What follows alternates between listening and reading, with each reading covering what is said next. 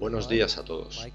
Quiero daros la bienvenida a la Iglesia Adventista del Séptimo Día de State Line, aquí en medio del Valle de Walla Walla. Os agradezco mucho por uniros a nosotros en este fin de semana que hemos titulado Preparándonos para la cosecha. Dejadme haceros una pregunta.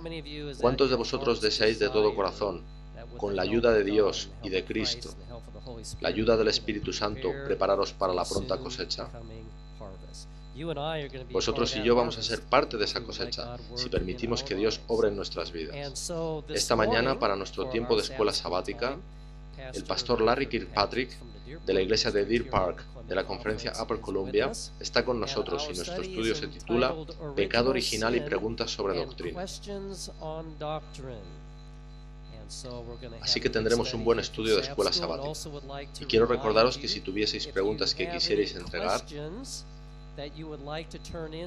esta tarde a las 4 habrá una sesión de preguntas y respuestas. Consideraremos las preguntas que hayáis entregado, así como otras que hubierais entregado a lo largo de este año. Creo que anoche se introdujeron 2 preguntas en la urna que hay en el vestíbulo. Otra más fue introducida esta mañana, de modo que haremos todo lo posible por contestar a vuestras preguntas esta tarde. Si tenéis más tras la escuela sabática, no lo dudéis e id al vestíbulo. Habrá una pequeña pausa entre la escuela sabática y el culto.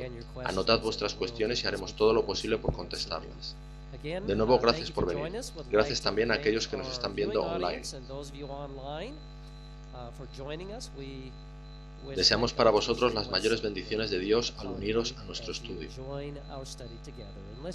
Comencemos con una oración. Padre nuestro que estás en los cielos, queremos agradecerte mucho por el privilegio que tenemos al estudiar tu palabra en nuestra escuela sabática.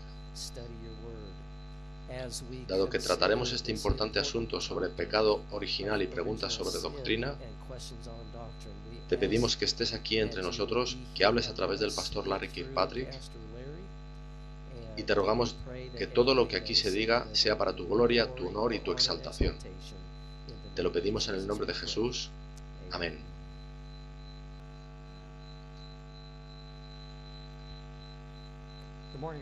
Buenos días, hermanos. Hoy tenemos muchísima información y poco tiempo. Así que comencemos ya con un avance de lo que trataremos. Emplearemos un tiempo significativo en historia, la historia sobre preguntas sobre doctrina, normalmente conocido por sus siglas en inglés QOD. La segunda parte la dedicaremos a pecado original. Y la última será un estudio bíblico sobre la doctrina del pecado. Comenzaré por Génesis capítulo 4 cuando lleguemos ahí.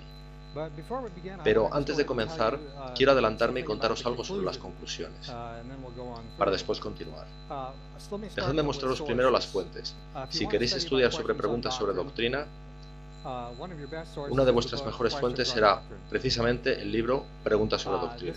Este es un ejemplar de la edición original de 1957. Esta es prácticamente la gran referencia. El autor es Julius Nahm. Él hizo una disertación llamada Reacciones a las conferencias entre evangélicos y adventistas del séptimo día y preguntas sobre doctrina 1955 a 1971. El material histórico que contiene sobre preguntas sobre doctrina es realmente excepcional. Me oiréis hacer referencia a él varias veces, aunque pueda no daros los números de página, que sepáis que estas son algunas de las fuentes. Este trata no tanto sobre QOD, sino más bien sobre pecado original. Es de Edwin Zacklison. Él era un adventista del séptimo día y era profesor de teología adventista. Él cree básicamente en el pecado original, pero ya no es adventista del séptimo día. Pero él escribió sobre el pecado original en este libro.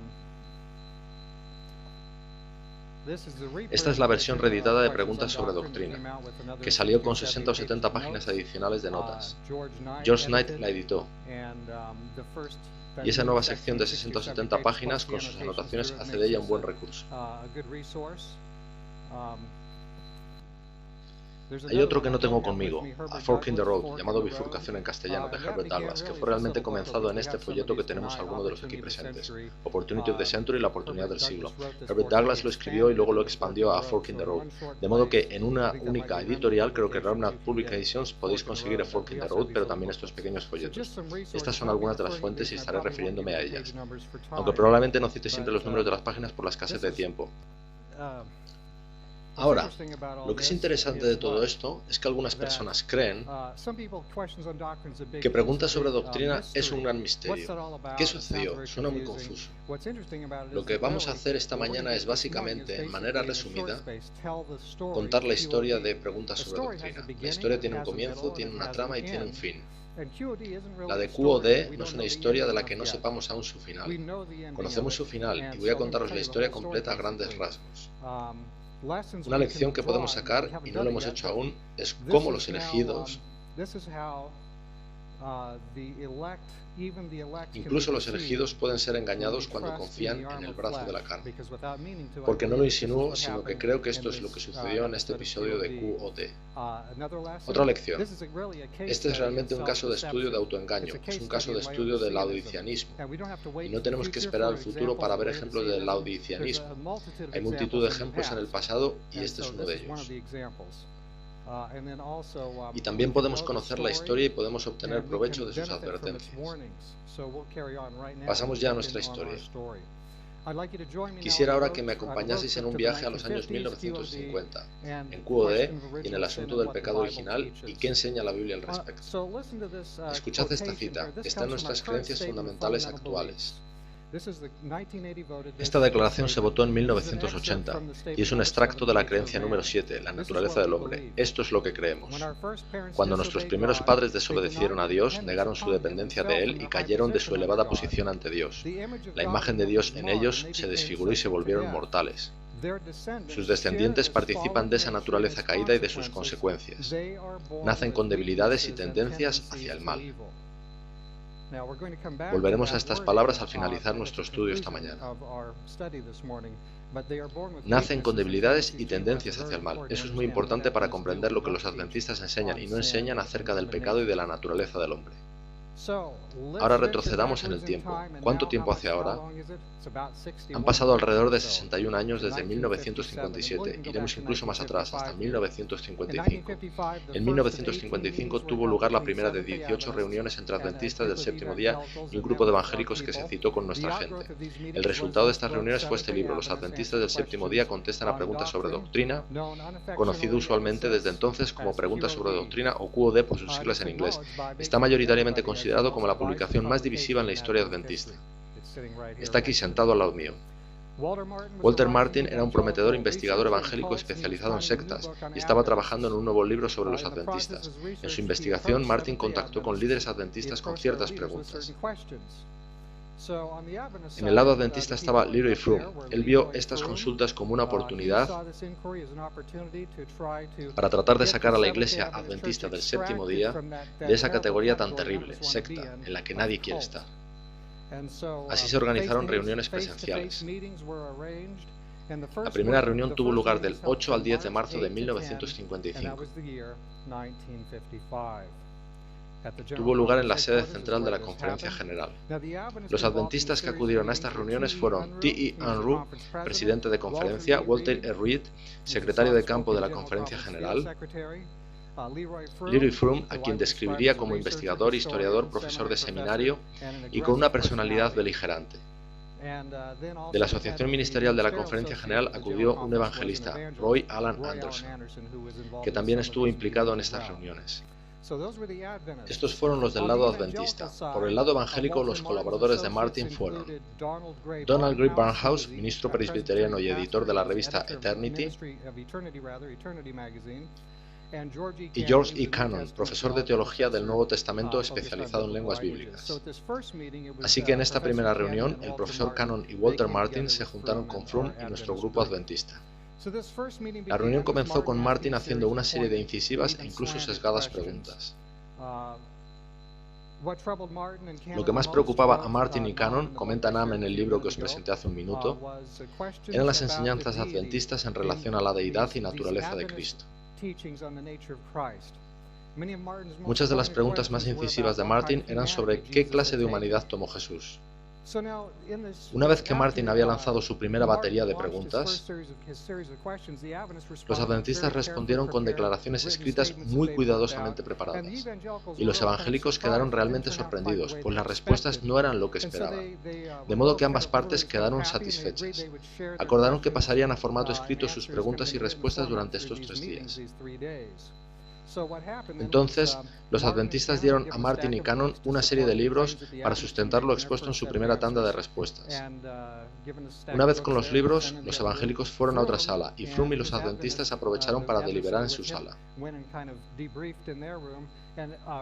Froome pasó el resto de la tarde escribiendo unas 2 docenas de páginas adicionales de respuestas para estas visitas evangélicas. Escrutaban en qué creían y en qué no. De modo que esa noche la secretaria de Froome estuvo hasta tarde mecanografiando todo ello. Y esa misma noche dieron a Martin y Cannon las páginas mecanografiadas.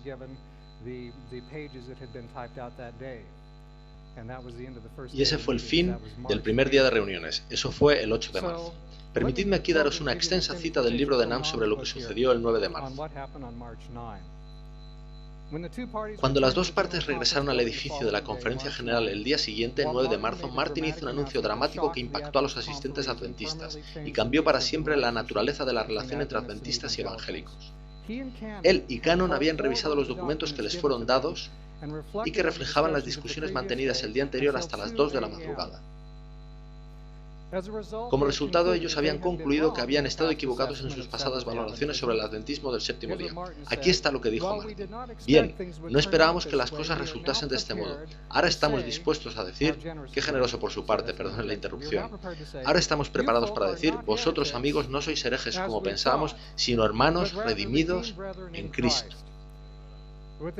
Con esta recién encontrada convicción, Martin se manifestó en marcado contraste no solo con sus anteriores escritos, sino también con la totalidad del mundo evangélico.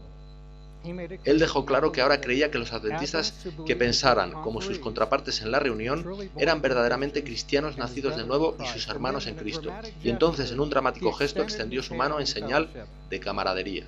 Walter Martin quería estrechar nuestras manos, el cambio se respiraba en el ambiente. En las semanas y meses siguientes hubo un aluvión de cartas de Froome al presidente de la Conferencia General, Reuben Figure. Froome escribía y presionaba al presidente con todos estos asuntos. Froome insistía en que los adventistas debían situar, cito, el Evangelio como algo compartido con el mundo evangélico, especialmente al presentar el mensaje adventista. T.E. Unruh, lo mencioné hace un minuto, describió lo sucedido como sigue. Los evangélicos ayudaron a los líderes adventistas a expresar sus creencias en términos más fácilmente comprensibles para teólogos de otras confesiones.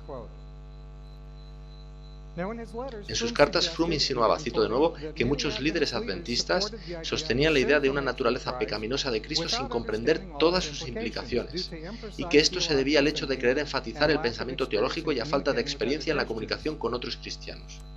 De este modo, veis que Froome comenzó a compartir con los evangélicos ciertos conceptos del Evangelio.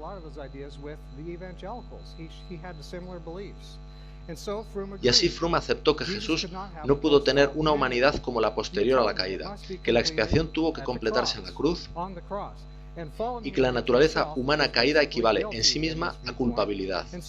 De manera que Froome trató de persuadir a ministros adventistas para enseñar estas doctrinas. Recordad que hubo un ataque doctrinal a gran escala, con presión, en diversas publicaciones adventistas y en los seminarios, y continuó en lo sucesivo.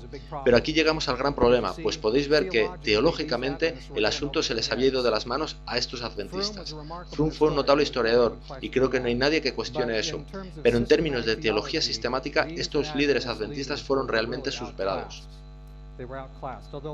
Aunque la comprensión de pecado en Martin y sus socios evangélicos era incorrecta, estos tenían una mejor comprensión de los conceptos teológicos, de cómo encajan las cosas, y ellos podían ver cómo la adopción de ciertas ideas crearía la necesidad inicialmente de ajustar otras enseñanzas adventistas que ellos creían equivocadas. Así que estaban contentos de ver a nuestra gente haciendo una especie de ajuste fino, que en realidad fue mucho más que eso, fue toda una reestructuración. Invitar a estos evangélicos a ayudarnos a explicar nuestra teología era, ¿qué era? Era una equivocación, pero además era peligroso.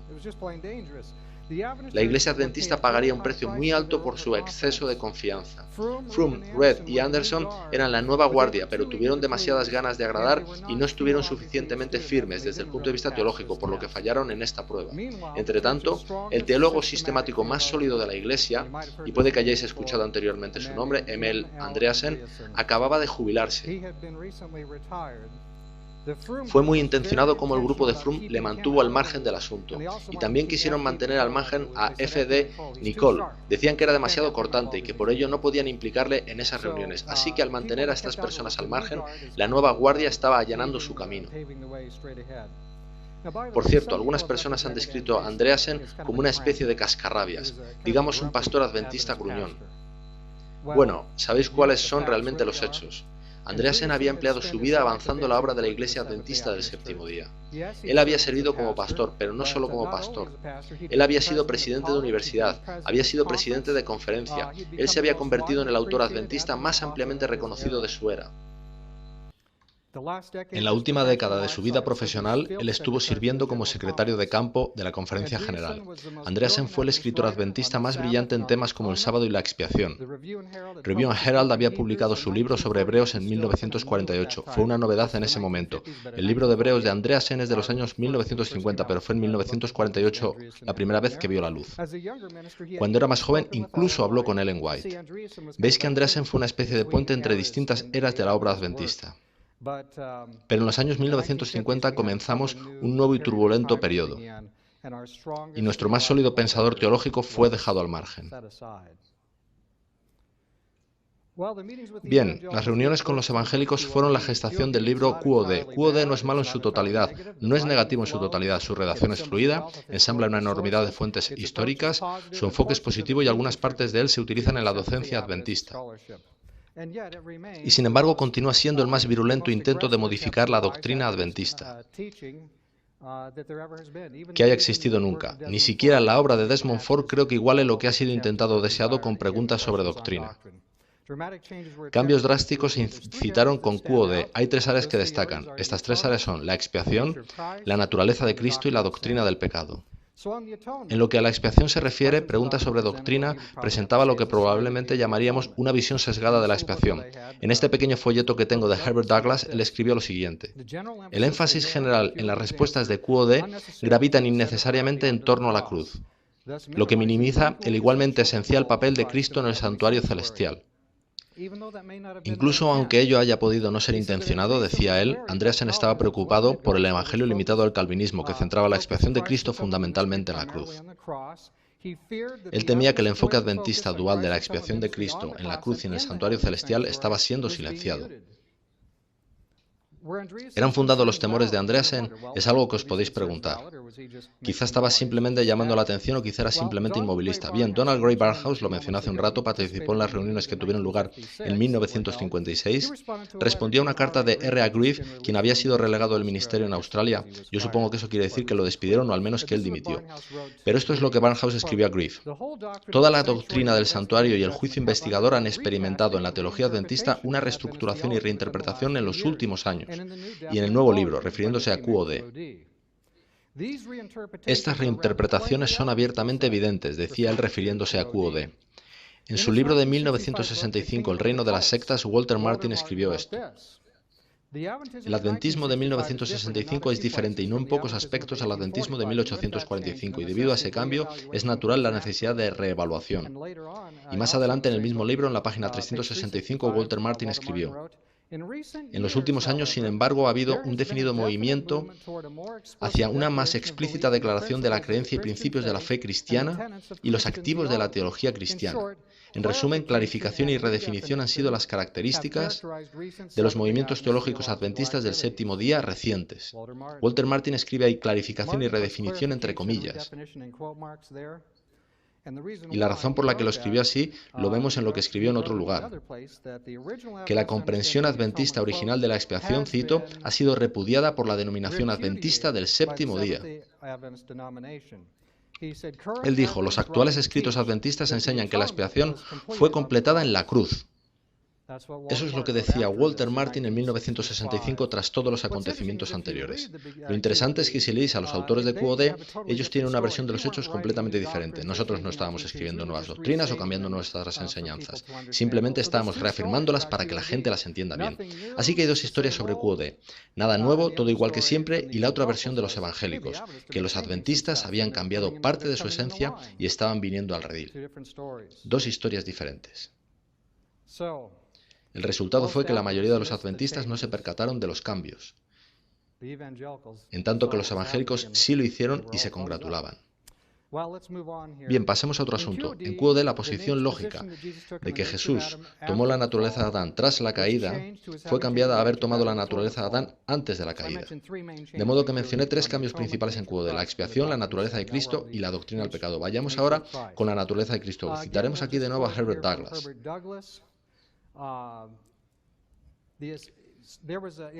Este libro, QOD, tiene un apéndice que contiene una compilación de citas de Ellen White, la cual se ha convertido en una parte muy importante de toda la discusión. Herbert Douglas habla sobre tal compilación. Dice lo siguiente: como editor asociado de Review and Herald, tuve el privilegio de investigar en la magnífica biblioteca de la casa publicadora.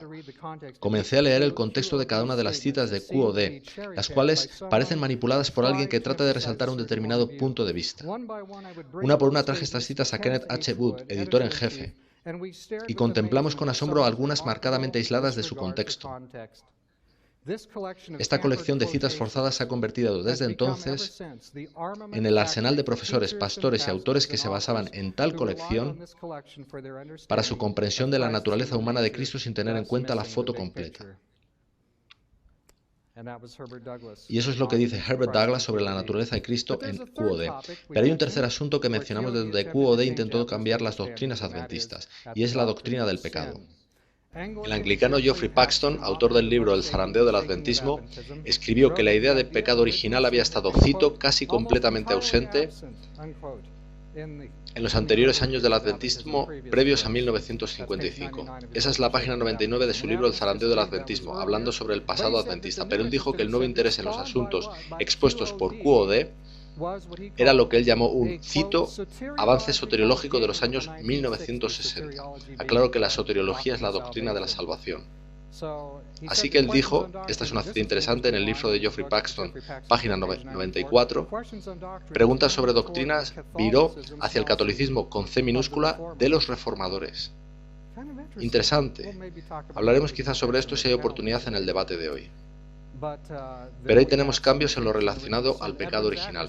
De Edwin Zachrison os mostré aquí su libro El rojo y blanco. Él escribió esto: en los años 1960 un servidor investigó los escritos publicados por M.L. Andreasen con el ánimo de rastrear el efecto de su rechazo del pecado original en su posición referente a la naturaleza moral de Cristo.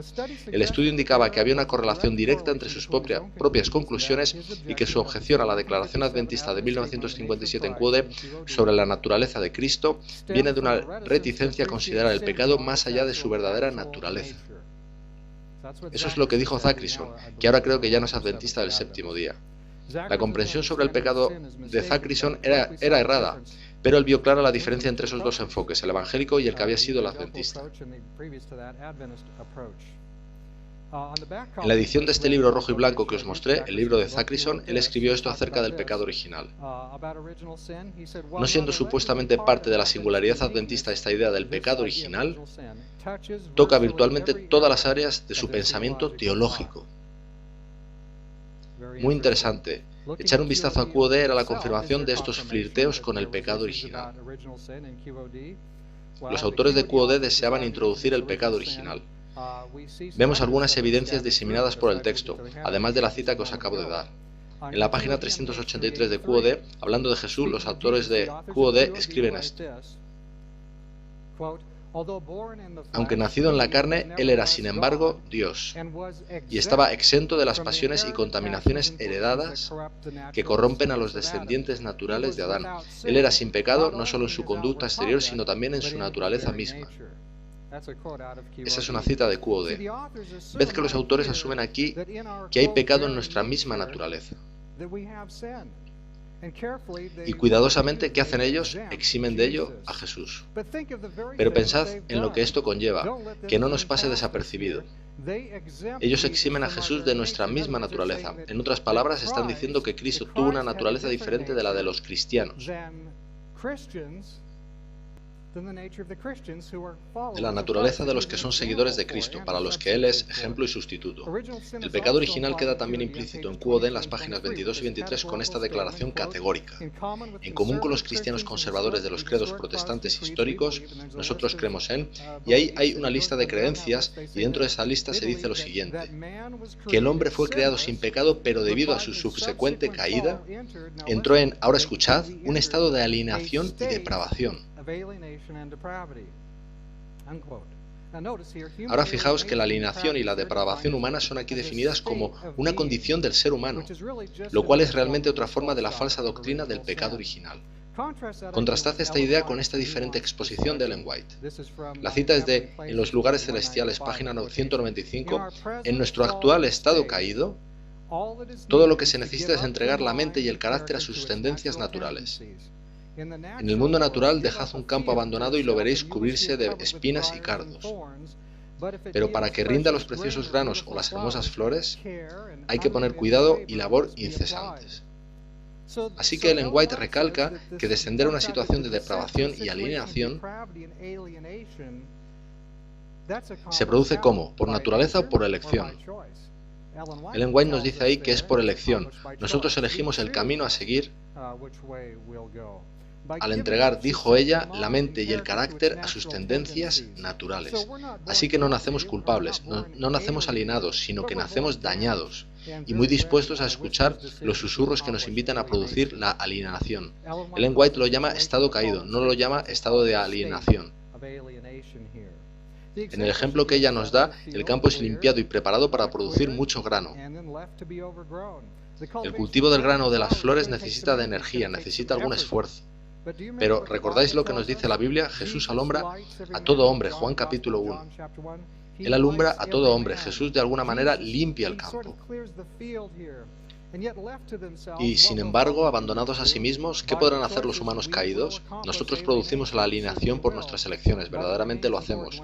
Pero es importante recordar que Dios no causa que nazcamos en un estado de alienación. Él no causa que nazcamos culpables. Nacemos dañados y a Él no le gusta eso, como no me gusta a mí.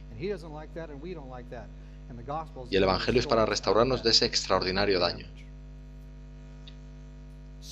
Veamos algo más sobre el pecado original.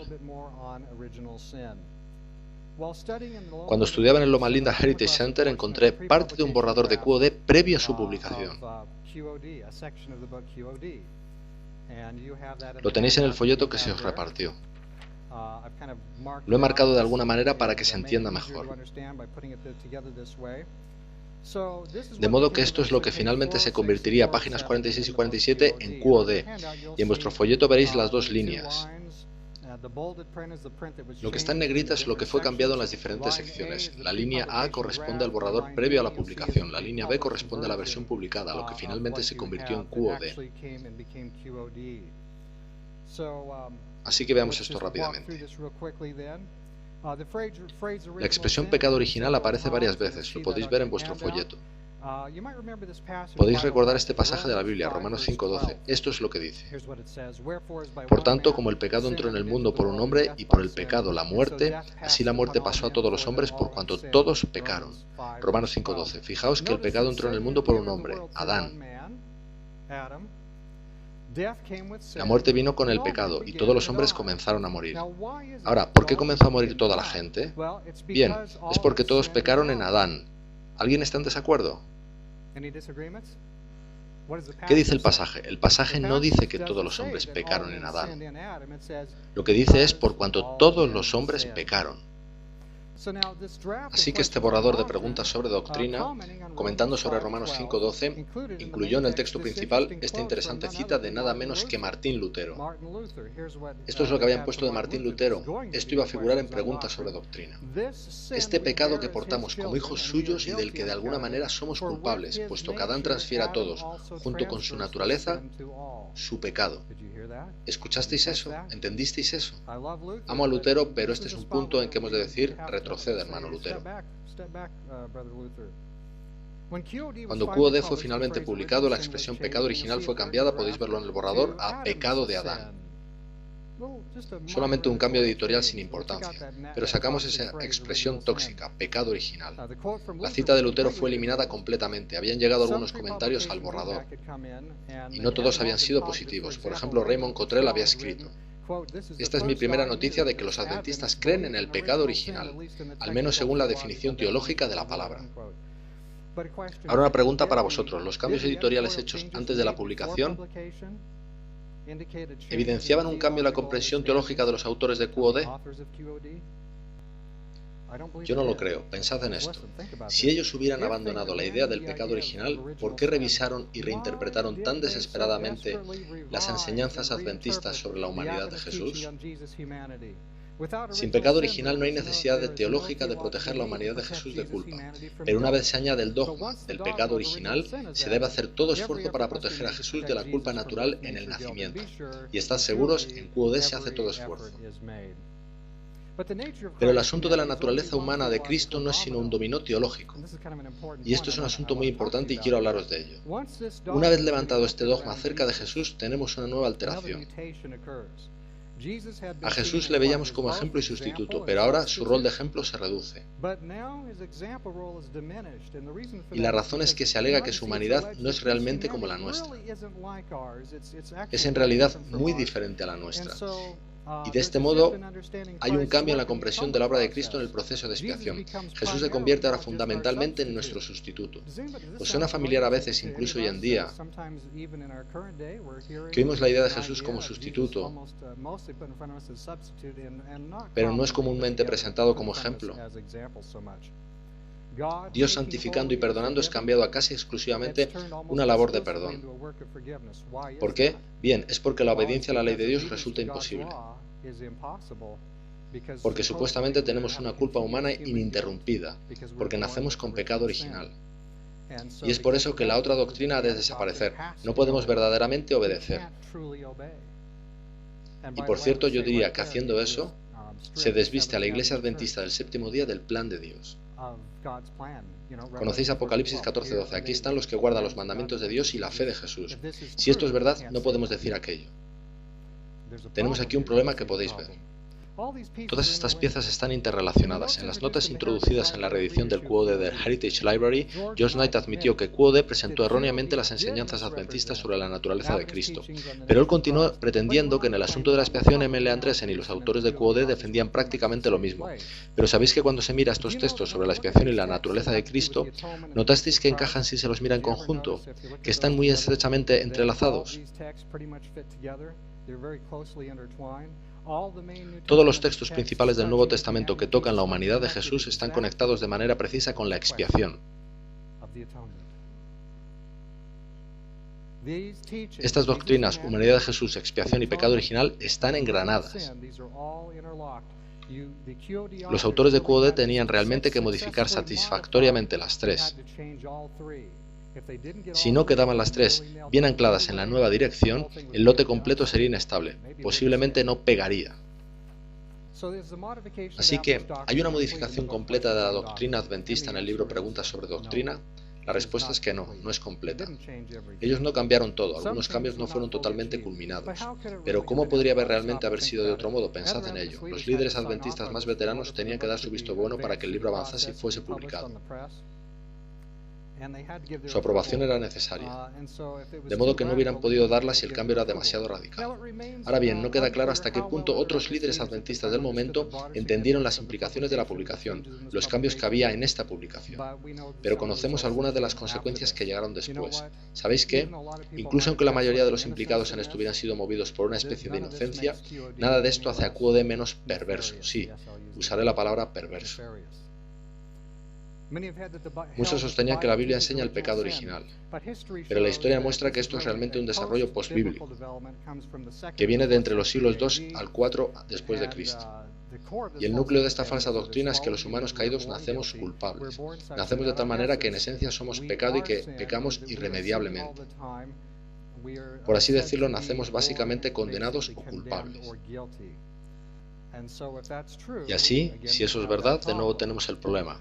Se afirma que estábamos en Adán cuando él pecó. Antes de tomar una sola decisión moral, somos considerados culpables por el pecado de otra persona. No sé si a vosotros os gusta esa idea, pero a mí no. No he tomado una decisión moral, pero soy considerado culpable. Espera un momento.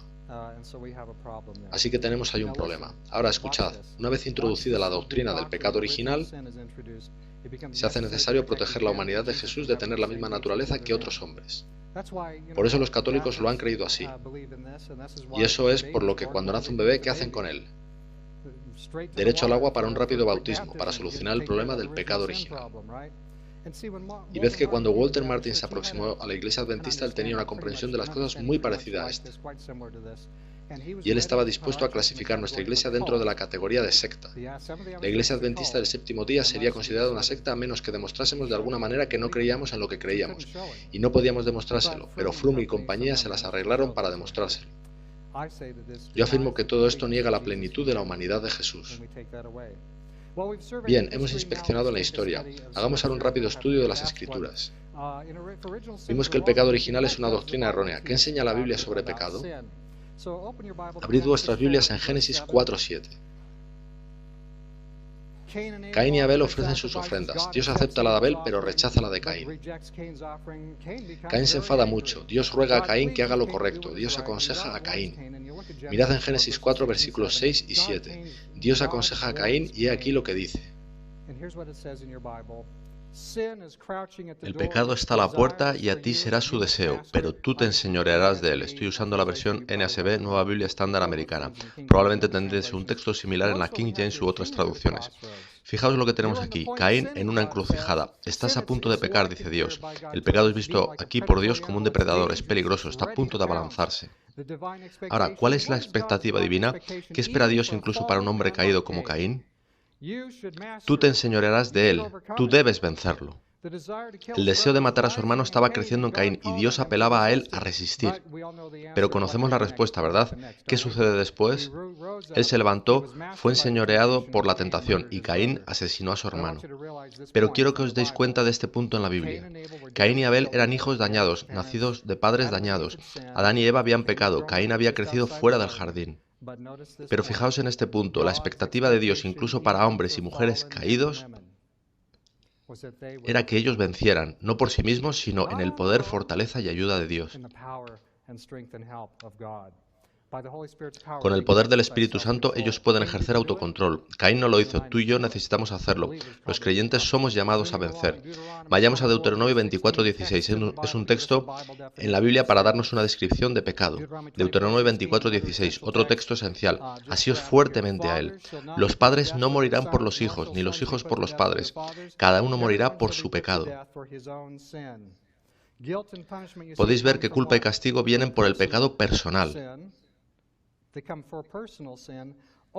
Solo por el pecado del que la propia persona es responsable. Los vínculos familiares entre hijo y padre no son aplicables a la paga de la muerte. El pecado es siempre personal, subrayémoslo, el pecado es siempre personal. Esto es Deuteronomio 24:16, pero no me detengo ahí, vayamos a Ezequiel 18. Encontramos ahí otro desarrollo de la misma idea. Todo esto se deriva realmente de Génesis 4:7, es el mismo concepto de Génesis, tal y como es visto por otros escritores de la Biblia, en Deuteronomio y ahora en Ezequiel. Consideremos los versículos del 20 al 22 de Ezequiel 18. Escuchad detenidamente y veamos qué enseña aquí la Biblia sobre pecado, culpa y condenación. Ezequiel 18, empezando en el versículo 20. El alma que pecare, esa morirá. El hijo no llevará el pecado del padre, ni el padre llevará el pecado del hijo. La justicia del justo será sobre él, y la impiedad del impío será sobre él. Mas el impío, si se apartare de todos sus pecados que hizo, y guardare todos mis estatutos e hiciere según el derecho y la justicia, de cierto vivirá, no morirá. Prestad atención ahora. Todas las transgresiones que cometió no le serán recordadas. En su justicia que hizo, vivirá. Y podríamos realmente recorrer todo el capítulo 18. Está repleto de ideas análogas. Si eres impío pero te arrepientes y verdaderamente permites que tu corazón sea cambiado, vives. La culpa se ha esfumado. Si eres justo pero te vuelves de lo que es justo a lo malo, eres culpable y serás juzgado.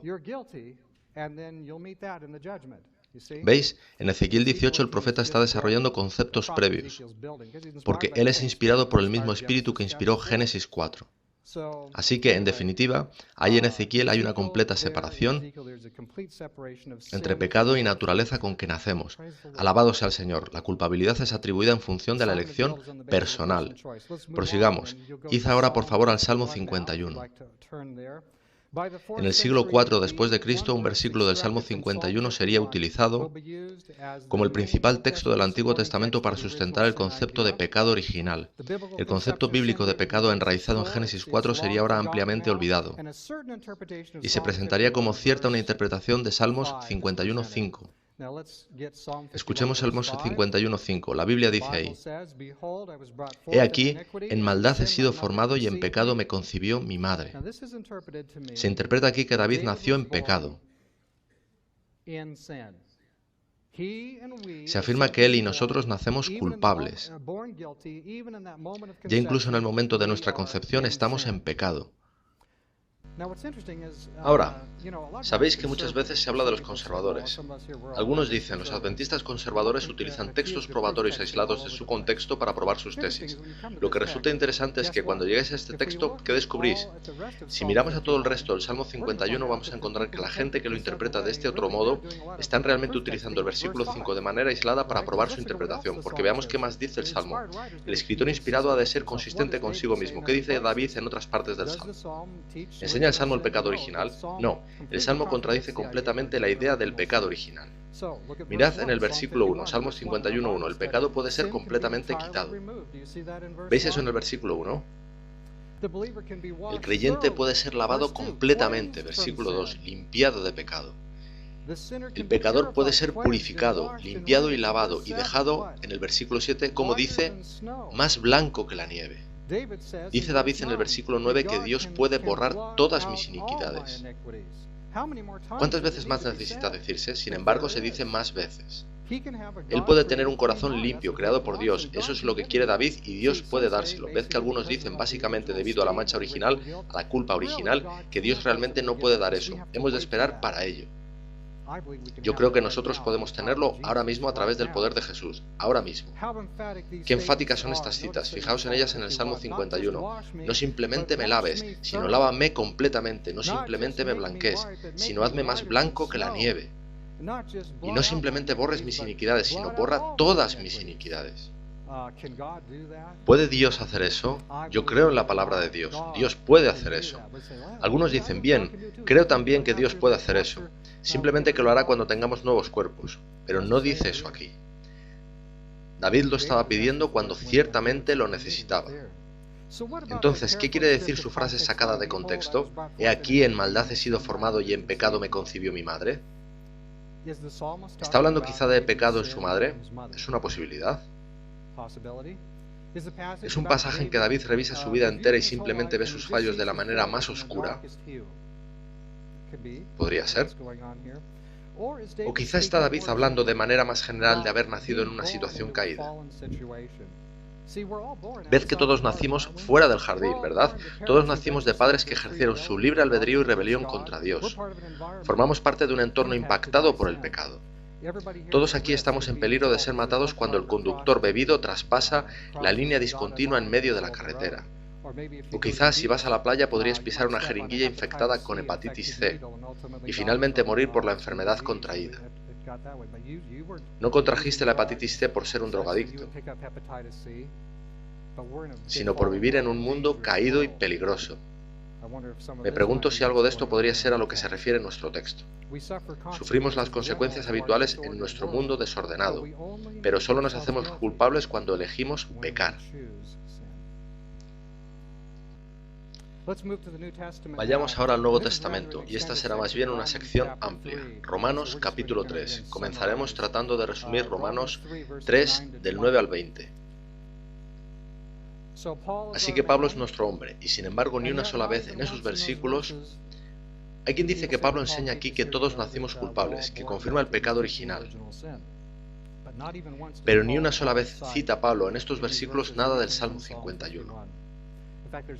De hecho, no hay un solo sitio en el Nuevo Testamento donde Pablo, que escribió cerca de la mitad del Nuevo Testamento, cite lo más mínimo del Salmo 51 al referirse a la doctrina de pecado. Pero si yo fuera Pablo y el Salmo 51 enseñara el pecado original, eso sería lo primero en mi lista. Simplemente iría y lo probaría a partir del Salmo 51. Diría, probado, y simplemente seguiría con la exposición. Pablo no hace eso ni una sola vez. Al contrario, Pablo escribe en Romanos 3:9 lo siguiente. Pues ya hemos acusado a judíos y a gentiles que todos están bajo pecado. Así que Pablo ha dado sus ideas sobre el pecado en Romanos previamente a Romanos 3:9. De manera que me gustaría seguir su cadena de razonamiento desde Romanos 1:17 hasta el 2:14. Permitidme resumíroslo. Miremos por tanto desde Romanos 1:17 hasta Romanos 2:14. Los gentiles saben que existe un Dios y que ellos actúan en un entorno moral. Pero aunque ellos saben que hay un Dios y que sus obras tienen un contenido moral, ¿qué hacen ellos? Ellos obvian ese conocimiento. Ellos eligen las tinieblas. Se colocan en oposición a la verdad. Su entendimiento es así oscurecido. Dios los entrega a lo que ellos desean. Ellos adoran y sirven a la criatura. ¿Cómo adoran y sirven a la criatura? Bien, ¿cómo adoramos o servimos a alguien? Lo hacemos con nuestras acciones. El concepto de Pablo del obrar bien y el obrar mal, su concepto del pecado y la justicia, es, como era de esperar, el mismo expresado en Génesis 4:7. La libre elección es el centro de la exposición de Pablo aquí. Y todos están bajo pecado porque todos optan por la rebelión. Todos nosotros hemos optado a sabiendas por algún camino que es oposición a Dios. ¿No es eso verdad? Todos hemos elegido eso una u otra vez. Es así como nos hacemos culpables.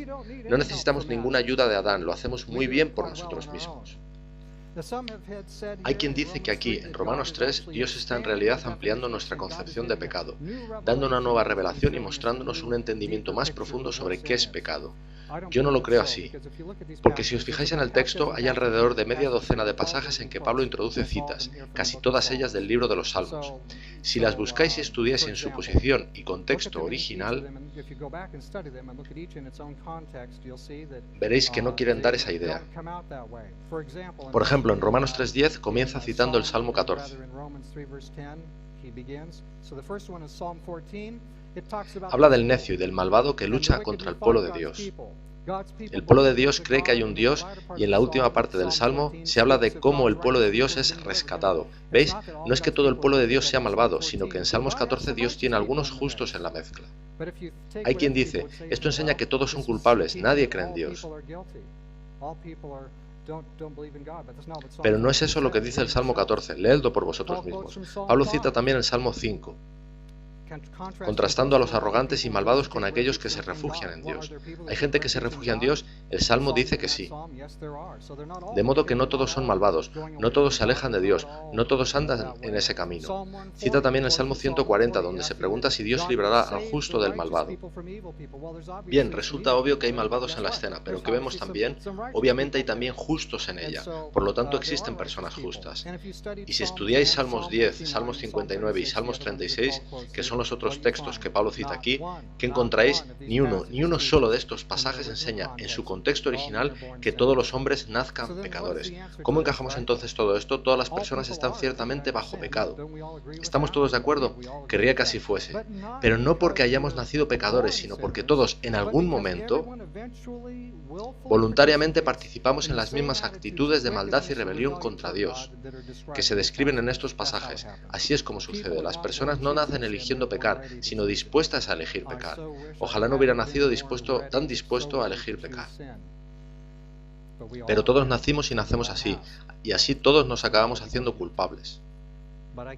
Pero yo no puedo retroceder hasta Adán y cuando lo hubiese hecho ponerme detrás de él y pegarle una pequeña patada y decirle, tú iniciaste todo este desastre.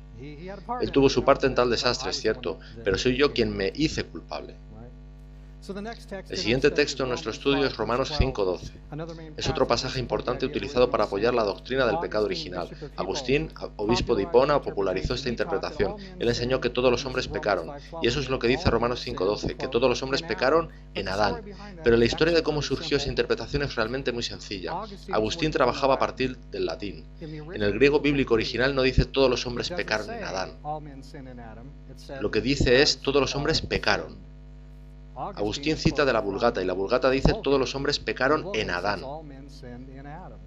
En la actual versión de la Vulgata alguien debió darse cuenta de lo mal que se había traducido eso, por lo que lo quitaron.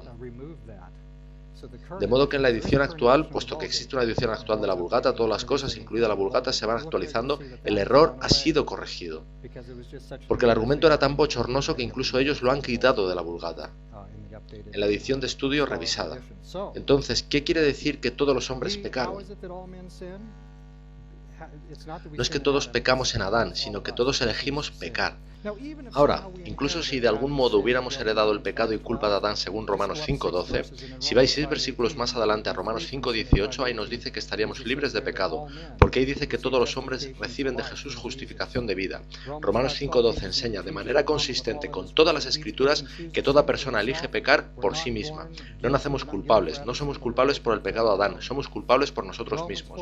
Vayamos a Romanos 14:23. No creo que los veamos todos por limitaciones de tiempo, pero en este dice lo siguiente: pero el que duda sobre lo que come es condenado porque no lo hace con fe, y todo lo que no proviene de fe es pecado.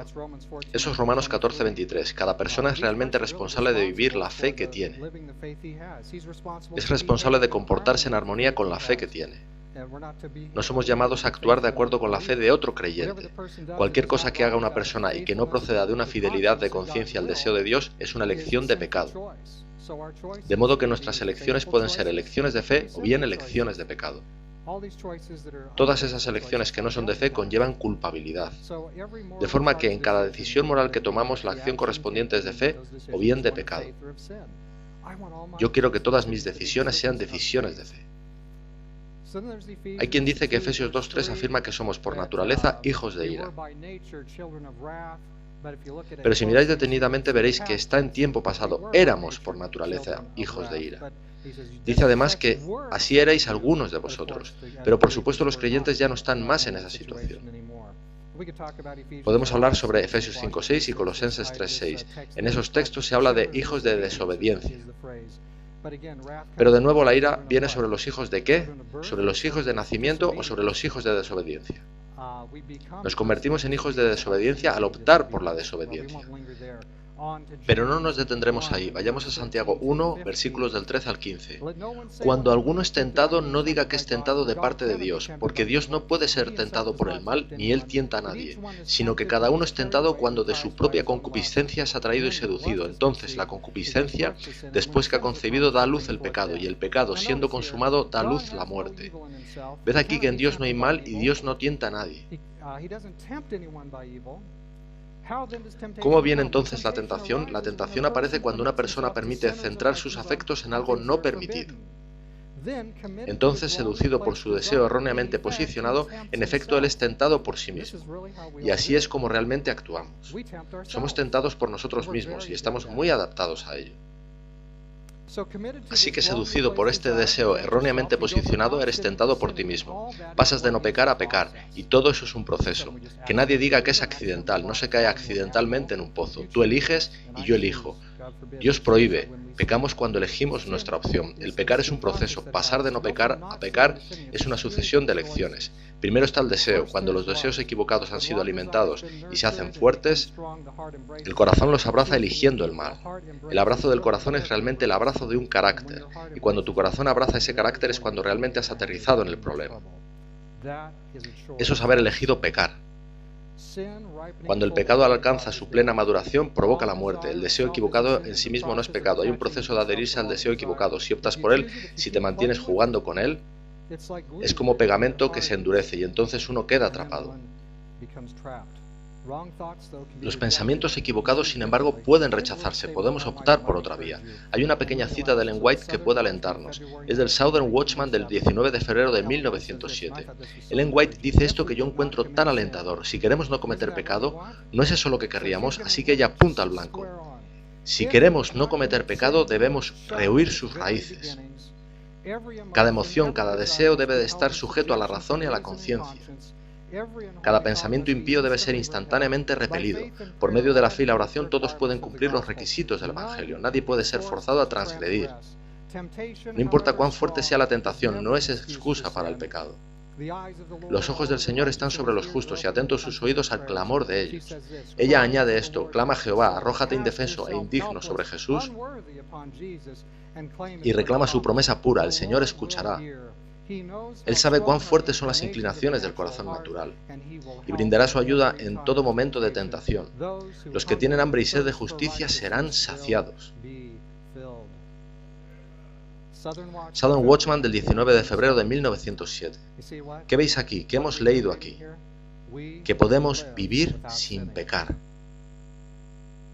Tú puedes resistir la tendencia humana caída. Tú puedes elegir no contaminarte. Las claves son fe, oración y autocontrol. Nadie puede ser forzado a transgredir. El pecado es una elección individual. Las tentaciones externas e internas nos asaltarán, pero no pueden contaminarnos. La contaminación se elige.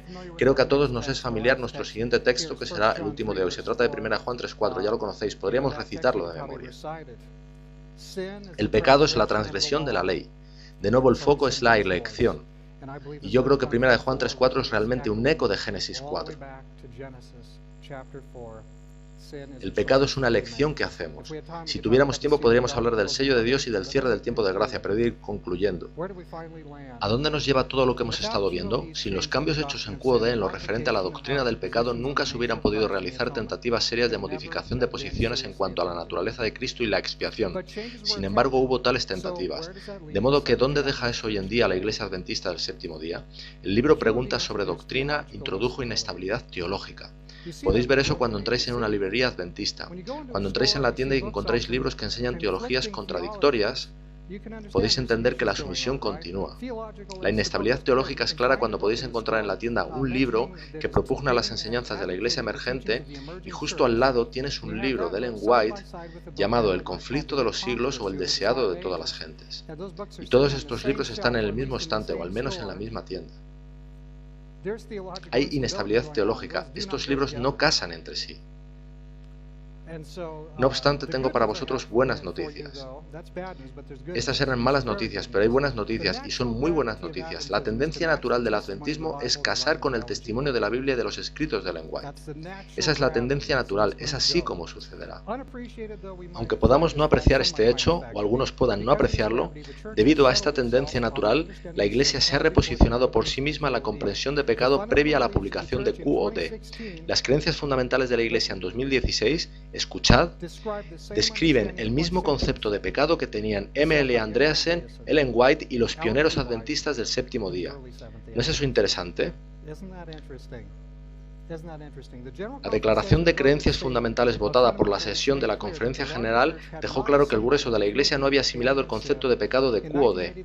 En 1980 la Iglesia no dijo que pecamos en Adán, más bien en la Declaración de Creencias Fundamentales, lo mencioné al comienzo de nuestra charla, lo que se dice es esto que está en nuestras enseñanzas actuales. Cuando nuestros primeros padres desobedecieron a Dios, negaron su dependencia de Él y cayeron de su elevada posición ante Dios. La imagen de Dios en ellos se desfiguró y se volvieron mortales. Sus descendientes participan de esa naturaleza caída y de sus consecuencias, nacen con debilidades y tendencias hacia el mal. Esta es la enseñanza actual de 2016. Algo con lo que Ellen White y los pioneros adventistas hubieran estado de acuerdo. El rechazo de la Iglesia, lo diré de nuevo, el rechazo de la Iglesia de la más significativa tentativa de cambio teológico, promovida por el libro Preguntas sobre Doctrina, presagia el abandono definitivo de las otras teorías acerca de la expiación y la naturaleza de Cristo. Hay en esto buenas noticias. Ni siquiera Fromm y sus colegas desde lo más alto del poder denominacional pudieron cambiar realmente las enseñanzas de la Iglesia sobre este punto. Así que hemos repasado estos asuntos. Algunos los ven aún a través de las gafas de QOD expedidas en el seminario. Pero ¿por qué habrían de seguir ese camino los nuevos ministros? Estos problemas de hace 61 años no son ya sus problemas. Podemos ser leales al adventismo y actuar como la Biblia enseña. Hagamos una pausa para orar y concluimos. Padre nuestro que estás en los cielos, te agradecemos por amarnos y velar por nosotros. Tú no has abandonado a tu pueblo, tú no has abandonado a tu iglesia. Y por extraño que pueda parecer, este gigantesco problema con QOD se ha reconducido por sí mismo. Los cambios eran inestables, no han perdurado. Y aquí estamos aún con la correcta enseñanza sobre todo ello. Ayúdanos a avanzar y ser fieles a Jesús. Te lo pedimos en el nombre de Jesús. Amén.